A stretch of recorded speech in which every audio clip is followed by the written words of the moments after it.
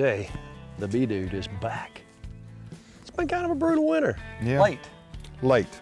The snow, right before the snow is what really hurt.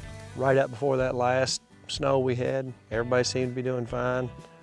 Now they're gone. And you lost 16 out of how many? Out of 24. Oh, wow.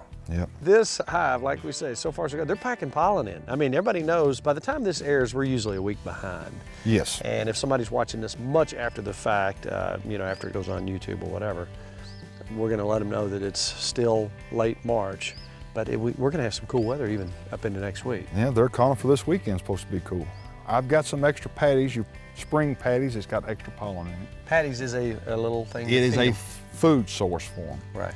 Just in case they're out or they need just a little extra boost. It's got bee health in them, so that helps them out too. Right. I am watching them pack some big old hunks of white and yellow pollen in. What do you think that is?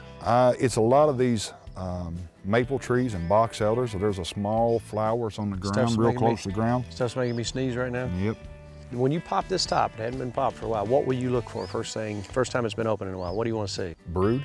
Gotcha. She should have quite a bit of brood in here. Usually about this time or 1st of March, it'd be a lot of drones. But I'm looking for worker brood. See the light colored brown? That's the brood. Now you can't see it from that distance, but there's a worm and eggs on this frame. So you're liking what you're seeing? Oh yes, she's doing really good. The next frames is more brood than that, starting out really good. And they're putting a lot of honey in too. I don't know if you can see that, but it's got honey. They're starting to store that honey in it right now. I want to see if I can find her. As long as she's laying like this, she's fine. And all of them's workers. See your comb and see how smooth it runs across? If it's drones, they'll be raised up because it's a bigger bee. Now there is drone cells, but I don't see no drones in them. And I don't see any drones in this box. And that's unusual for this time of year. So let's put her back together, put them back in the same way I took them out.